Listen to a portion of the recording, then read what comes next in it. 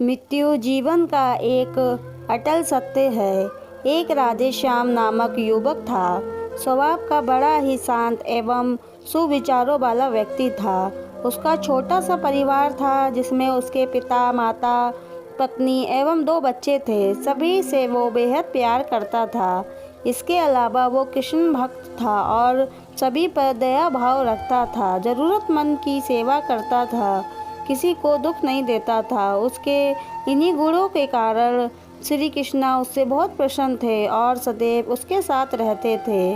राधेश्याम अपने कृष्णा को देख भी सकता था और बातें भी करता था। इसके बावजूद उसने कभी ईश्वर से कुछ नहीं मांगा। वह बहुत खुश रहता था क्योंकि ईश्वर हमेशा उसके साथ रहते थे, उसे मार्गदर्शन देते थे। राधेश्याम भी कृष्णा को अपने मित्र की तरह पुकारता था और उनसे अपने विचारों को बांटता था। एक दिन राधेश्याम के पिता की तबीयत अचानक खराब हो गई।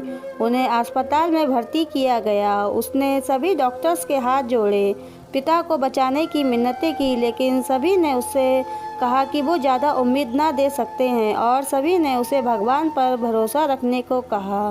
तभी राधेश्याम को कृष्णा का ख्याल आया और उसने अपने कृष्णा को पुकारा।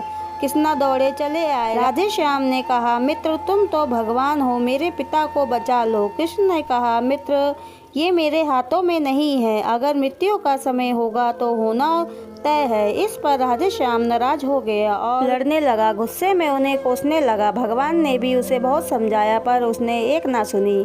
तब भगवान कृष्ण ने उसे कहा, मित्र मैं तुम्हारी मदद कर सकता हूँ, लेकिन इसके लिए तुम्हें एक कार्य करना होगा। राधेश्याम ने तुरंत पूछा, कैसा कार्य? कृष्णा ने कहा, तुम्हें किसी एक घर से मुट्ठी भर ज्वार लानी होगी और ध्यान रखना होगा कि उस परिवार में कभी किसी की मृत्यु ना हो। राधेश्याम झट से हाँ बोलकर तलाश में निकल गया।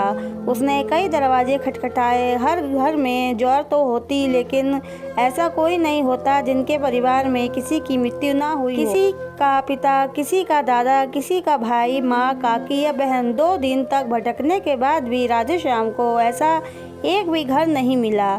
तब उसे इस बात का एहसास हुआ कि मृत्यु एक अटल सत्य है। इसका सामना सभी को करना होता है, इससे कोई नहीं भाग सकता। और वो अपने व्यवहार के लिए कृष्ण से क्षमा मांगता है और निर्णय लेता है जब तक उसके पिता जीवित हैं उनकी सेवा करेगा। थोड़े दिन बाद राधेश्याम के पिता स्वर्ग सिधार जाते हैं। उसे दुख तो होता है, लेकिन ईश्वर की दी सीख उसके कारण उसका मन शांत रहता है। दोस्तों, इसी प्रकार हम सभी को इस सच को स्वीकार करना चाहिए कि मृत्यु एक अटल सत्य है। उसे नकारना मूर्खता है।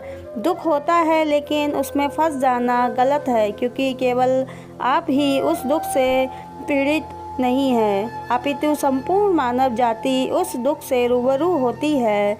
ऐसे सच को स्वीकार कर आगे बढ़ना ही जीवन है। कई बार हम अपने किसी खास के चले जाने से इतने बेबस हो जाते हैं कि सामने खड़ा जीवन और उससे जुड़े लोग हमें दिखाई नहीं पड़ते हैं। ऐसे अंधकार से निकलना मुश्किल हो जाता है। जो मनुष्य मृत्यु के सत्य को स्वीकार कर लेता है, उसका जीवन भार विहीन हो जाता है और उसे कभी कोई कष्ट तोड़ नहीं सकता। वो जीवन के हर क्षेत्र में आगे बढ़ता जाता है। अगर ये स्टोरी आपको अच्छी लगी हो तो चैनल को सब्सक्राइब, वीडियो को लाइक करना ना भूलें। पूरी कहानी सुनने के लिए आपका बहुत बहुत धन्यवाद।